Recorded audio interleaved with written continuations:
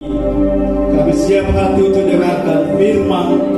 Layakkan hamba-Mu dan berkati jemaat Tuhan yang mendengar. Dalam nama Yesus kami siap terima firman. Semua yang percaya berkata amin. Puji Tuhan, silakan duduk. Shalom. Semuanya shalom.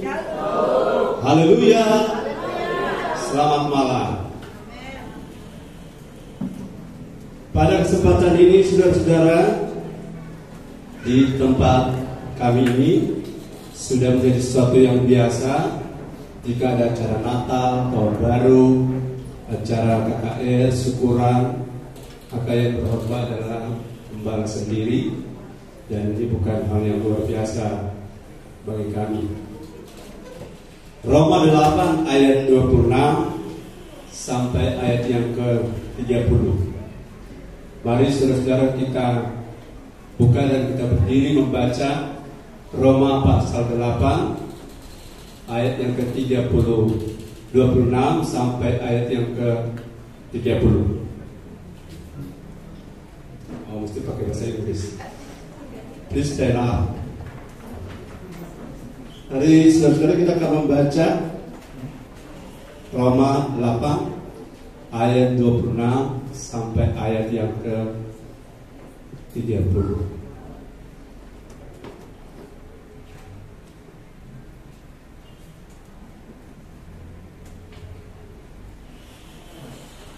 Kita tunggu di teks, karena teks lagi keluar kampung. Ya, sudah.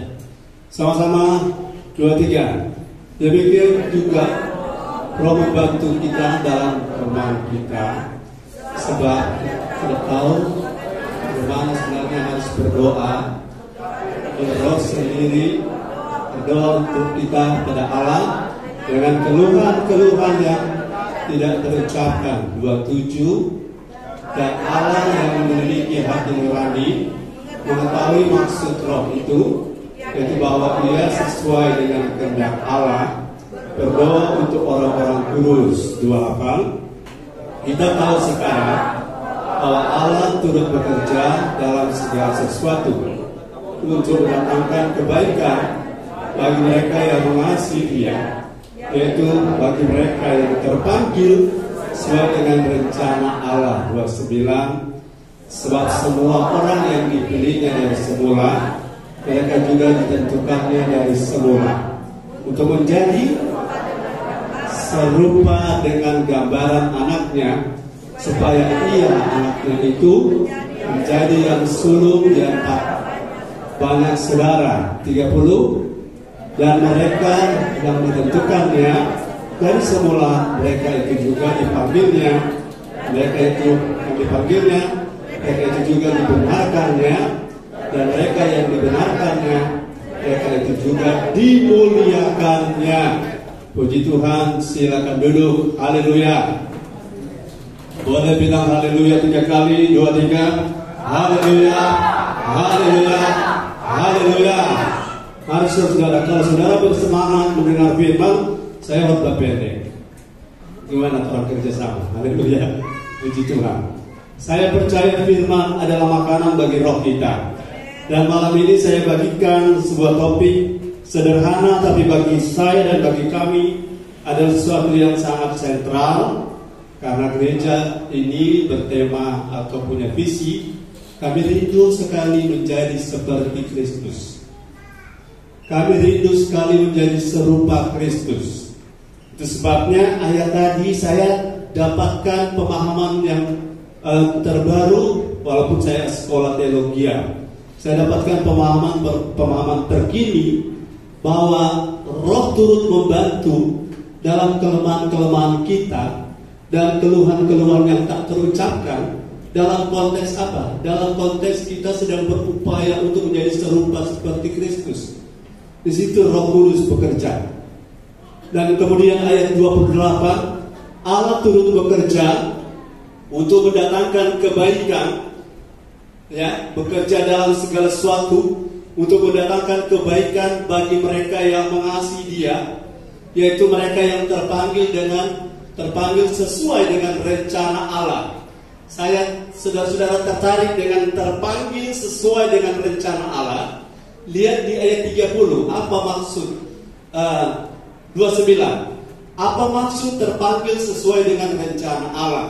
Ternyata yang dimaksud dengan terpanggil sesuai dengan rencana Allah adalah semua yang dipilih dari semula, mereka dan seterusnya, untuk menjadi apa?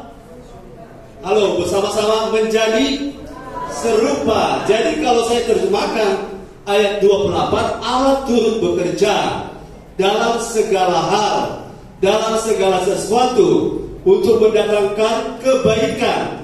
Bagi siapa? Bagi dua variabel. Bagi mereka yang mengasihi Tuhan. Berapa banyak yang mengasihi Tuhan? Lambaikan tangan. Allah turut bekerja dengan saudara. Yang kedua variabelnya adalah bagi mereka yang terpanggil sesuai dengan rencana Allah. Terpanggil dengan sesuai dengan rencana Allah berarti ada orang yang keterpanggilannya tidak sesuai dengan rencana Allah. Nah, rencana Allah ada di ayat yang 29 tadi. Semua yang dipilih dari semula itu Allah punya rencana. Katakan Allah punya rencana. Atau Allah punya rancangan. Allah punya rancangan, Allah punya rencana. Rencananya adalah menjadi serupa dengan gambar anaknya. Siapa anaknya? Itulah Yesus Kristus. Dia menjadi yang sulung, artinya dia anak, kita anak. Hanya kita bukan yang pertama. Kita adalah anak. Nanti saya tunjukkan ayatnya bahwa kita juga semua, kita adalah anak-anak Allah. Saudara percaya bahwa saudara adalah anak-anak Allah? Halo, jangan lupa ini, kita adalah anak-anak Allah. Sedangkan anak-anak pala saja kita bangga, apalagi kita anak-anak Allah. Haleluya. Nah, status ini jangan kita lupa. Halo, kalau saudara tahu di status ini luar biasa. Kalau seandainya satu waktu kita secara progresif, ya, memang yang namanya no process, no progress, no promotion. Tanpa saudara-saudara diproses, tanpa proses itu berjalan, maka takkan ada promosi. Kita tidak akan jadi apa-apa tanpa proses. Dan proses itu harus progres berjalan. Kita tidak menjadi seperti Kristus hari ini, tapi kita dalam perjalanan dengan tema tahun ini, press on to maturity. Terus bergerak, terus move, terus bertumbuh, terus jadi dewasa. Sampai pada titik tertentu kita dewasa menurut ukuran firman. Itu bukan urusan kita. Urusan kita adalah terus bergerak, berjalan, terus bertumbuh. Berapapun usia kita, itu bukan masalah. Berapapun tingkat ekonomimu, tingkat pendidikanmu, strata sosialmu, background, ras, suku yang engkau miliki, itu bukan persoalan. Tetapi kalau kita sadari satu hal, bahwa kita ternyata adalah anak Allah, dan kita sedang diproses untuk menjadi serupa dengan Kristus. Nah, kalau serupa dengan Kristus, saya beritahu gambarannya begini. Serupa dengan Kristus itu begini. Yang sederhana-sederhana dulu ya. Ada angin, ada gelombang, ada badai, bisa tidur nyenyak di belakang perahu. Saudara mau hidup begitu? Ada badai, ada topan, ada gelombang mengamuk, tapi saudara-saudara, kita bisa tidur nyenyak. Berapa banyak di antara kita badai tidak ada, gelombang tidak ada, cuma dengar berita. Saudara-saudara, banyak kita juga yang pernah alami asam lambung, toh? Badai sebenarnya tidak ada, cuma karena ketakutan itu muncul, maka asam lambung kita kambuh. Tapi Yesus tidak pernah asam lambung. Katakan amin. Haleluya. Karena hidup seperti Yesus adalah hidup yang paling enjoy, paling sukacita. Di dalam Yesus tidak ada persaingan. Di dalam Yesus punya pribadi tidak ada yang namanya iri hati. Haleluya. Di dalam Yesus punya hati Tidak ada yang namanya kejar sesuatu yang sifatnya materi saja. Dan di dalam hati Yesus tidak pernah dia khawatir tentang apapun juga. Hidup yang seperti ini apakah indah menurut saudara? Yang pengalaman khawatir pasti akan menginginkan perasaan tanpa khawatir. Hidup tanpa khawatir. Saya tanya, mana lebih mudah? Hidup dengan kekhawatiran atau hidup tanpa khawatir? Mana lebih mudah? Yang lebih mudah? Yang orang lebih mudah khawatir atau lebih mudah tidak khawatir? Lebih mudah khawatir, kan? Nah, kalau lebih mudah khawatir, sementara hasilnya menggelisahkan, kenapa kita tidak ambil yang tidak khawatir, walaupun caranya tidak mudah? Haleluya, haleluya. Nah, jadi serupa Kristus itu adalah satu prospek, satu harapan. Kalau kita mengalami itu, saudara boleh punya sesuatu, tapi damai sejahtera tidak ada dalam sesuatu. Amin. Saudara boleh punya posisi sesuatu dan yang lain, tapi ingat baik, pelayanan pun tidak membuat kita tenang kalau kita tidak bertumbuh menjadi seperti Kristus. Nah, kalau kita jadi seperti Kristus, apakah mungkin? Yang pertama, kita semua mungkin berpotensi jadi seperti Kristus. Yang percaya bilang amin. Semua kita berpotensi menjadi seperti serupa Kristus, bukan menjadi maha kuasa, bukan menjadi maha tahu, bukan menjadi maha hadir, tapi dalam hal bagaimana ia menghidupi hidupnya selama di bumi 33,5 tahun tanpa takut, tanpa khawatir, tanpa cemas, tanpa sakit penyakit, tanpa stres, tanpa galau dan sebagainya. Mari kita lihat Yohanes 1 ayat 12. Saya punya tukang baca lagi terima tamu di bawah. Tahu saya minta tolong Bapak Amos. Yohanes 1 ayat 12. Yohanes 1 ayat 12. Tetapi semua orang yang menerimanya diberinya kuasa supaya menjadi anak-anak Allah, yaitu mereka yang percaya dalam namanya. Sekali lagi yang lebih keras. Tetapi semua orang yang menerimanya diberinya kuasa supaya menjadi anak-anak Allah. Yes. Yaitu mereka yang percaya dalam namanya. Haleluya. Berapa banyak yang percaya pada Yesus malam ini? Lambaikan tangan.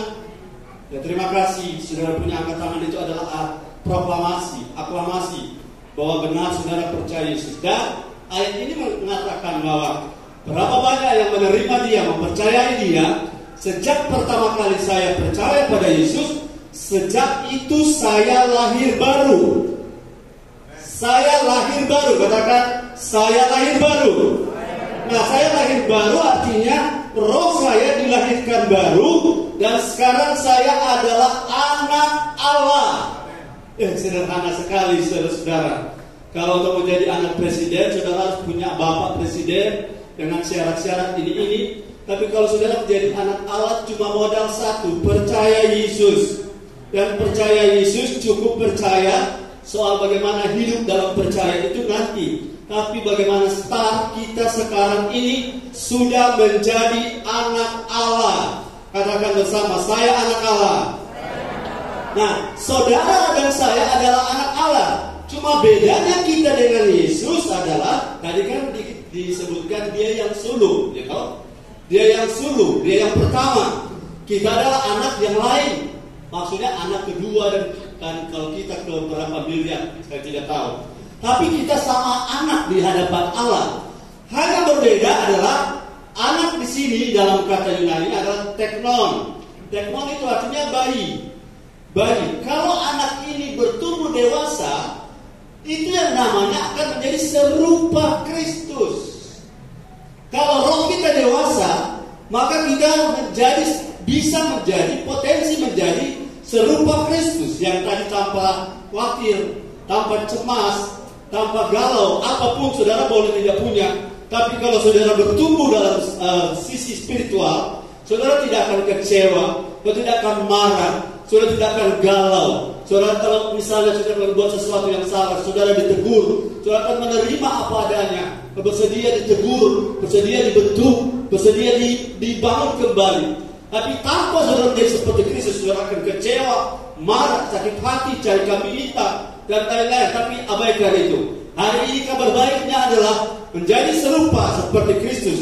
Itu bagi kita sangat mungkin, karena kita sejak percaya sudah menjadi anak Allah. Haleluya. Berapa banyak anak Allah di sini? Katakan amin.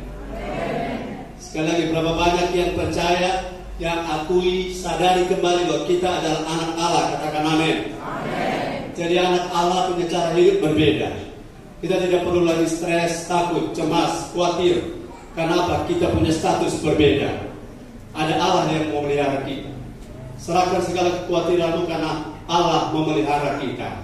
Haleluya. Hanya saja status anak ini perlu didewasakan supaya kita, saya diingatkan kembali untuk kembali ke layar. Haleluya. Supaya kita didewasakan agar makin lama makin serupa dengan Kristus. Haleluya. Kemudian yang kedua, menjadi serupa Kristus adalah agenda tertinggi dari Bapa terhadap saudara dan saya. Agenda, rencana, rancangan Allah tertinggi mengenai kita bukan diberkati saja, bukan sukses saja, bukan sehat saja, bukan dipakai, diurapi Tuhan saja. Tetapi agenda Bapa tertinggi bagi kita adalah kita menjadi seperti Kristus. Sebab kalau kita jadi seperti Kristus, angin boleh datang, badai boleh, angin dan badai sama, tapi angin dan badai lebih kencang dari angin. Badai boleh datang, hujan boleh turun, banjir boleh melanda, tapi bangunan rohani saudara tidak akan roboh. Bangunan rohani saudara tidak akan dihancur lulukan oleh situasi, tetapi situasi saudara bisa handle, bahkan saudara bisa take over situasi. Karena apa? Roh di dalam saudara lebih besar daripada roh yang ada di dalam dunia. Katakan amin. Nah, bagaimana itu bisa terjadi? Saya ingin saudara baca ayat yang sudah lama sangat terkenal. Ada di Amos, Matius 7 ayat 18, 20 sampai ayat yang terakhir dan pasal ini. Saudara sudah lama baca ayat ini, semoga dapat pencerahan di pertemuan malam ini. Matius 7 ayat 18. Tidak mungkin pohon yang baik itu menghasilkan buah yang tidak baik, ataupun pohon yang tidak baik itu menghasilkan buah yang baik. Dan setiap pohon yang tidak menghasilkan buah yang baik pasti ditebang dan dibuang ke dalam api. Jadi dari buahnya lah kamu akan mengenal mereka. Bukan setiap orang yang berseru kepadaku, Tuhan, Tuhan, akan masuk ke dalam kerajaan surga, melainkan dia yang melakukan kehendak Bapakku yang di surga. Melainkan dia yang melakukan kehendak Bapakku di surga. Dua-dua. Pada hari terakhir, banyak orang yang berseru kepadaku, Tuhan, Tuhan, bukankah kami bernubuat demi namamu, dan mengusir setan demi namamu, dan mengadakan banyak mujizat demi namamu juga. Kemudian, pada waktu itulah aku akan berterus terang kepada mereka dan berkata, aku tidak mengenal kamu hanyalah daripadaku, kamu sekalian membuat kejahatan. 24. Setiap orang yang mendengar perkataanku ini dan melakukannya, ia sama dengan orang yang bijaksana, yang mendirikan rumahnya di atas batu. 25. Kemudian turunlah hujan dan datanglah banjir, lalu angin melanda rumah itu, tetapi rumah itu tidak runtuh sebab didirikan di atas batu. 26. Tetapi setiap orang yang mendengar perkataanku ini dan tidak melakukannya, ia sama dengan orang yang bodoh yang mendirikan rumahnya di atas pasir. Haleluya. 27. Kemudian turunlah hujan dan datanglah banjir, lalu angin melanda rumah itu sehingga runtuhlah rumah itu dan hebatlah kerusakannya.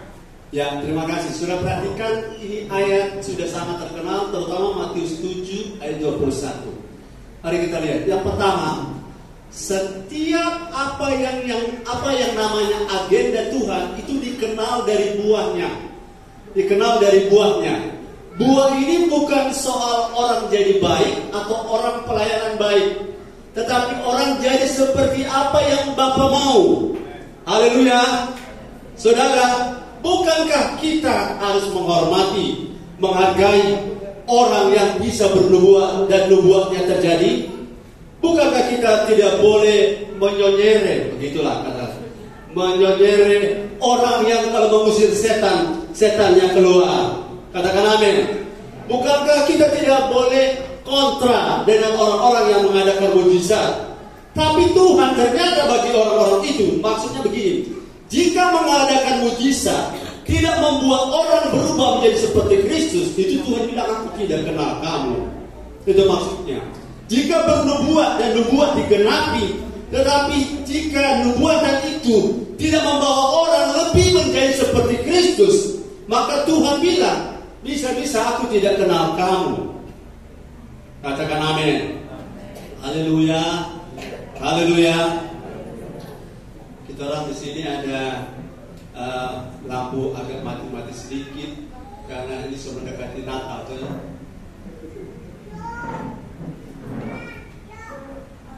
Oke, lanjut. Jadi ketika membangkitkan orang mati, kemudian orang mati itu tidak membangun atau tidak dibangun menjadi seperti Kristus, itu sebabnya banyak orang tidak paham ayat ini dengan mengatakan, kok bisa ya, sudah mengadakan mujizat tapi Tuhan menolak.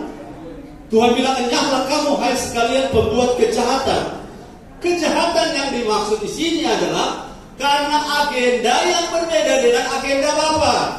Agenda Bapa adalah semua pelayanan harus diarahkan supaya orang yang dilayani mereka berubah menjadi seperti Kristus.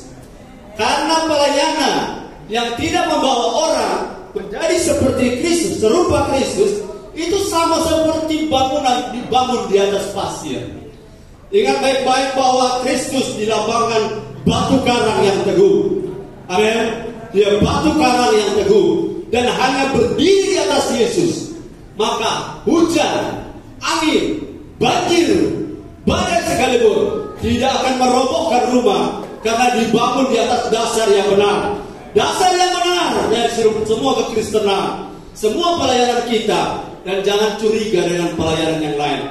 Semua pelayanan itu baik, menolong orang itu baik, diakonnya itu baik. Tapi semua itu harus membawa orang menjadi bertumbuh serupa seperti anak yang Tuhan sudah jelaskan, serupa seperti Kristus. Setuju dengan saya? Katakan amin. Ayo kita beri tepuk tangan bagi Tuhan. Haleluya. Haleluya. Jadi adanya rasul, adanya nabi di Efesus 4, adanya rasul, adanya nabi, adanya penginjil, adanya gembala, adanya pengajar, semuanya kalau saudara baca, saya tidak kesana karena waktu saya tidak cukup. Semua pelayanan para 5 jawatan ini, semua adalah supaya mengalami kepenuhan Kristus, mengalami kedewasaan jadi seperti Kristus. Rasul adalah orang yang Tuhan pakai untuk mencabut setiap akar-akar ajaran yang bukan ajaran Kristus. Nabi adalah Tuhan pakai untuk membongkar hati, menyingkapkan hati yang tidak sesuai dengan hati Kristus. Penginjil adalah orang yang Tuhan pakai, orang yang Tuhan pakai untuk membawa Kristus kepada orang yang belum terima Kristus. Saya ada undang Bapak atau Mas Hamid, Muslim, dan ada hadir malam ini. Dia mau minta nyanyi, saya bilang nanti kalau acara-acara makan dibawa boleh menyanyi. Kenapa? Bagi saya Kristus itu jauh lebih penting daripada apapun. Jadi pelayanan di gereja terbagi 2. Membawa Kristus pada seseorang itu penginjilan.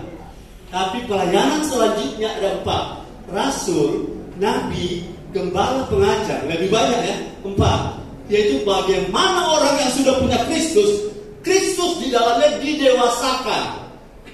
Adapun hidupku ini bukannya aku lagi, bukan? tapi Kristus yang ada dalamku. Amin. Jadi gereja apa salah bicara tentang berkat? Tidak salah. Gereja apa salah bicara tentang sukses? Tidak salah. Tapi gereja bisa salah kalau tidak mendewasakan jemaatnya menjadi serupa Kristus. Katakan amin. Jadi ketika 4 jawatan itu bekerja, 5 jawatan ini cuma satu yang membawa Kristus kepada seseorang. Yang sisanya adalah membuat Kristus, roh yang sudah ada, yang baru pada kita, benih Kristus dalam kita, bertumbuh menjadi serupa Kristus yang dewasa itu. Dan itulah tugas kita hari-hari ini.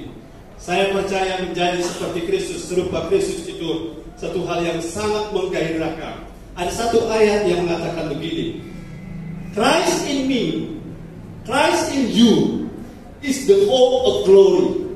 Kristus dalam saya, Kristus dalam saudara adalah pengharapan akan kemuliaan. Kalau Kristus dalam kita grow up, dia bertumbuh, roh yang ada pada kita yang berasal dari Kristus itu bertumbuh, maka kita akan melihat kemuliaan. Bukan soal berkat saja, sebab orang punya berkat tanpa damai bisa kacau. Tapi kalau orang punya hati damai, berkatnya bisa melimpah. Katakan amin. Nah, itu sebabnya malam ini kita sepakat lewat momen ini sambil bersaksi. Saya bersyukur hari ini saya ditambahkan usia 1 tahun lagi, 53 tahun. Saudara-saudara, saya bersaksi bahwa 3 hari kemarin sampai tadi saya sebenarnya tidak bisa berdiri, tidak bisa berjalan, tidak bisa banyak hal. Dan saya yakin saya sudah bicara, saya tidak bisa khotbah. Tapi saya bilang pada istri, hidupku ini bukannya aku lagi, tapi Kristus yang hidup dalam aku. Kalau aku bisa hidup sekarang, ini karena Kristus dalamku. Aku hidup oleh karena kasih karunia. Dan ini adalah hidup yang Tuhan berikan untuk saya jalani ke depan, agar banyak orang seperti sebagaimana saya di episode yang baru ini, untuk hidup saya terbangun terus menjadi serupa Kristus. Sampai kapan saya tidak tahu, tapi sampai Tuhan Yesus datang, kita semua akan berkemenangan bersama Kristus. Haleluya. Terima kasih untuk jemaat GBI Tiberias Mulai Manado yang luar biasa yang menyiapkan acara ini. Saya pesan jangan terlalu repot-repot, tapi mereka bilang apa Pak, cuma repotnya, yang penting repotnya jangan dimakan.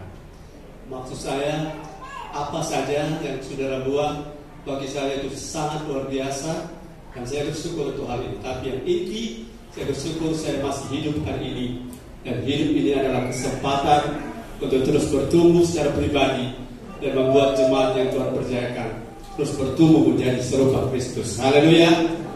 Nah, Pak Pendeta, Pak Gembala, kalau saya menjadi serupa Kristus, apa dari yang kita boleh mau jadikan sampel contoh? Kok kita mau sama dengan dia? Dalam hal apa saya harus serupa?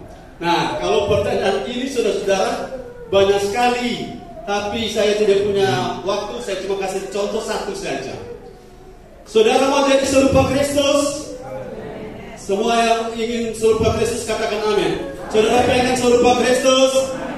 Nah, pengen serupa Kristus, maka saudara-saudara, ada satu poin yang saya ingin bagikan yang ada pada Kristus. Karena poin serupa Kristus itu belajarnya mungkin seumur hidup habis. Tapi saya kasih satu poin. Haleluya.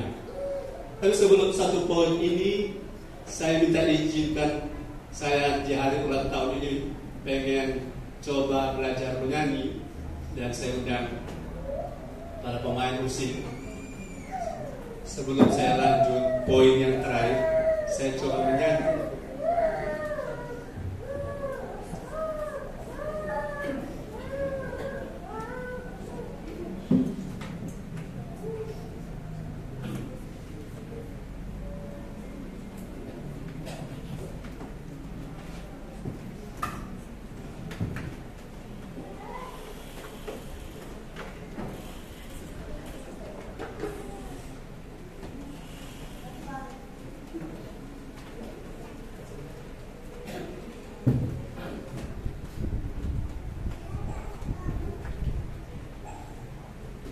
para penyanyi di sini jangan terkira kesian, karena saya bukan penyanyi, ini cuma modal nekat.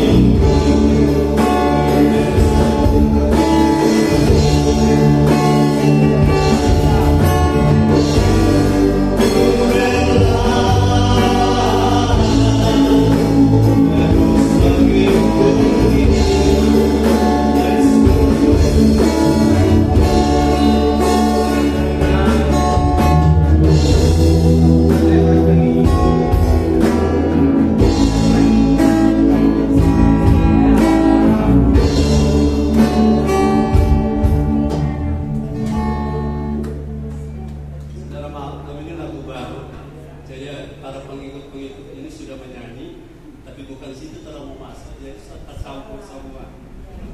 Karena ini lagu baru disusun ya, tapi semua untuk kemuliaan Tuhan. Amin. Kita coba naikkan nadanya. Kalau yang lain yang belum kuasai kalau mau ikut nyanyi supaya tidak tercampur, tidak tercampur.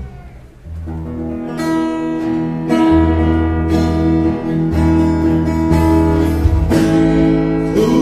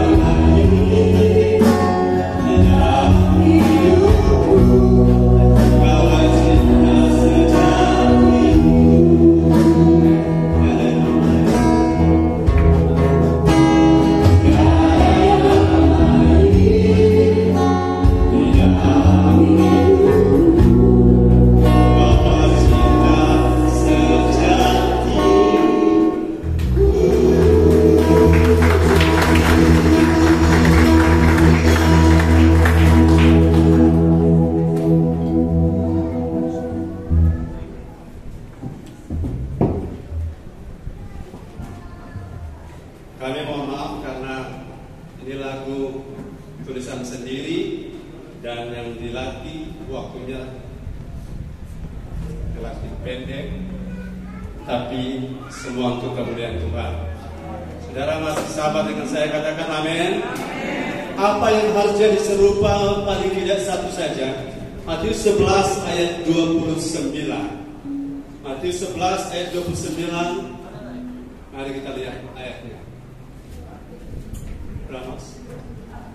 Matius 11 ayat 29.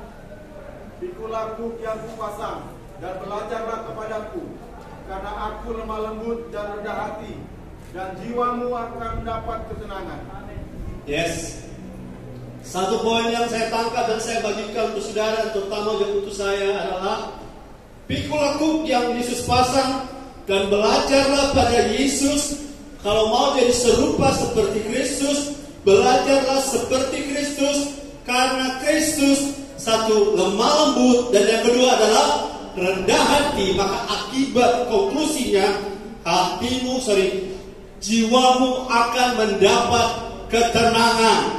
Jiwamu akan mendapat akan mendapatkan ketenangan, kedamaian.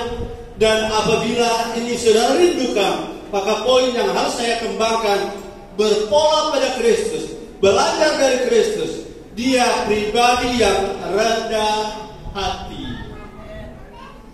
Haleluya. Saudara, rendah hatilah yang membuat orang tidak bersaing. Rendah hatilah orang yang membuat orang tidak iri hati.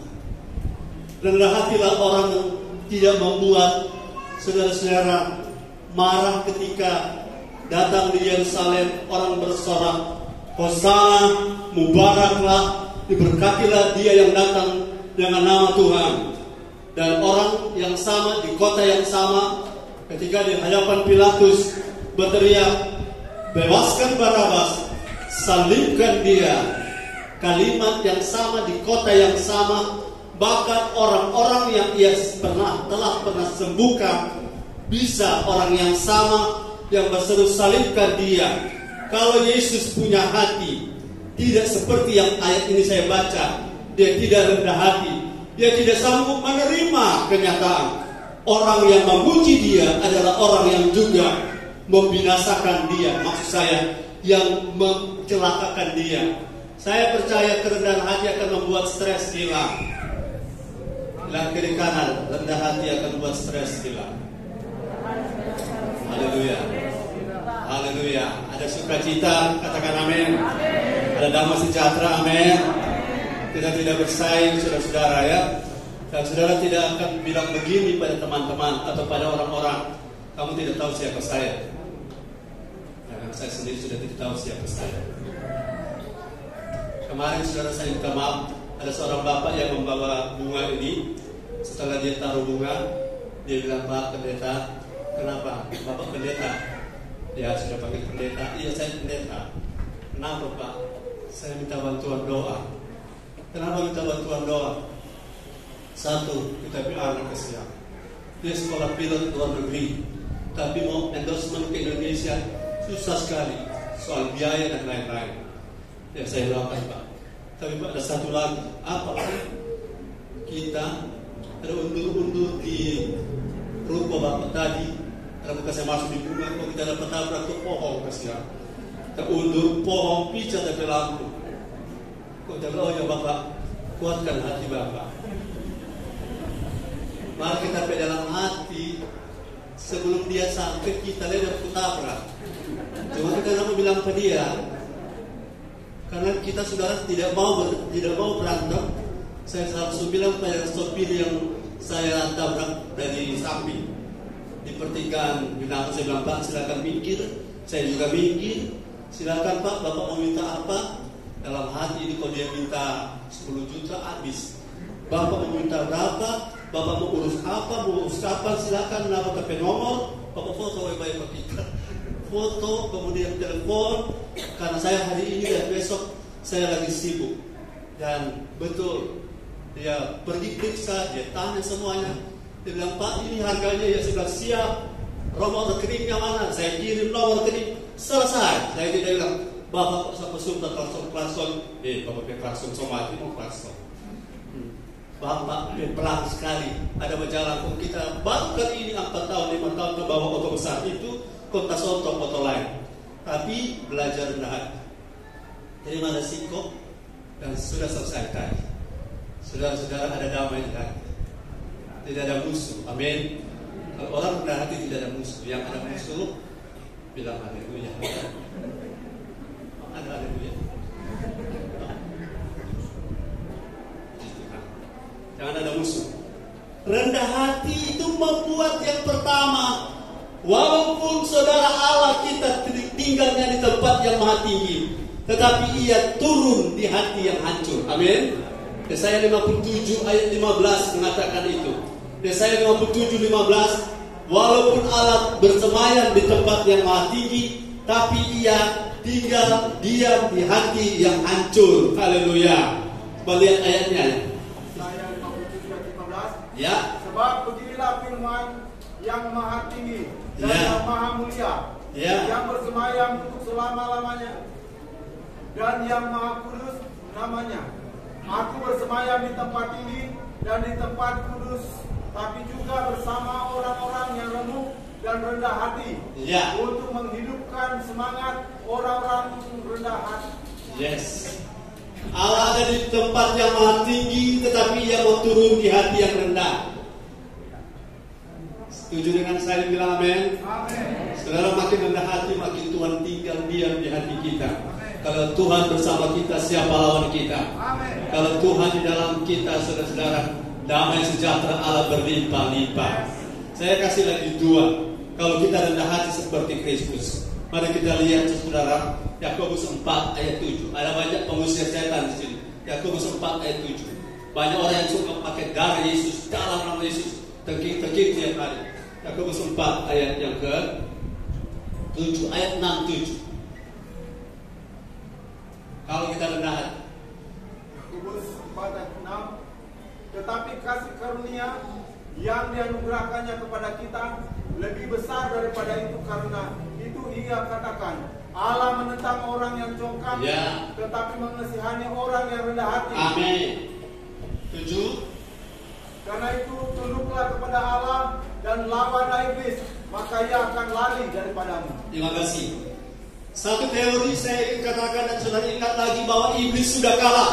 Amen. Iblis sudah kalah. Amen. Dan kalau iblis menuduh kita, dia hanya bisa menuduh masa lalu kita. Kalau dia menuduh masa lalu kita, kasih ingat dia tentang masa depan iblis. Masa depan iblis sudah pasti neraka. Kalau kita pasti surga. Haleluya. Yang pasti surga bilang haleluya. Dan iblis pasti neraka. Nah, kalau dia bisa mengalahkan kita, itu gara-gara kita tidak tunduk pada Allah. Gara-gara kita tidak belajar rendah hati. Jadi kalau kita rendah hati, kita bisa lawan dia. Amin. Tunduklah kepada Allah, maka kamu bisa melawan iblis. Iblis akan lari daripadamu. Sekali lagi, iblis tidak punya otoritas lagi terhadap kita, tapi ia bisa berbuat sesuatu ketika dia dapati kita tidak submit kepada Bapa di sorga. Belajar tunduk itu penting karena Yesus pun tunduk kepada Bapa. Saudara, Yesus dan Bapa dan Roh Kudus setara. Substansi sama, eksistensi sama, esensi sama, otoritas sama. Tetapi Yesus memberi pendudukan diri yang sangat luar biasa kepada Bapa di sorga. Kita bukan siapa-siapa. Itu sebabnya sudah hal yang wajar kita tunduk pada Bapa dengan menunjukkan kerendahan hati. Jangan merasa lebih hebat dari orang lain, itu penting. Amin. Jangan merasa lebih unggul, lebih pintar, lebih cantik, lebih cakap. Karena kita semua sama di hadapan Tuhan. Hanya beda kepercayaan, karunia dan lain-lain. Yang terakhir, saudara mau dipromosi oleh Tuhan? Mari kita lihat Matius 23 ayat 12. Matius 23 ayat 12, ayat terakhir. Matius 23 ayat 12. Dan barang siapa meninggikan diri, ia akan direndahkan. Yes. Dan barang siapa merendahkan diri, ia akan ditinggikan. Amin. Sekali lagi sama-sama kita semua membaca ayat ini, sangat kuat dia punya potensi untuk terjadi pada kita, ditinggikan, dipromosi oleh Tuhan. 2, 3. Dan barang siapa meninggikan diri, dia akan direndahkan. Dan barang siapa merendahkan diri, ia akan ditinggikan. Haleluya. Beri tepuk tangan bagi Tuhan Yesus. Mari kita berdiri semuanya, kita nyanyi lagu tadi saya.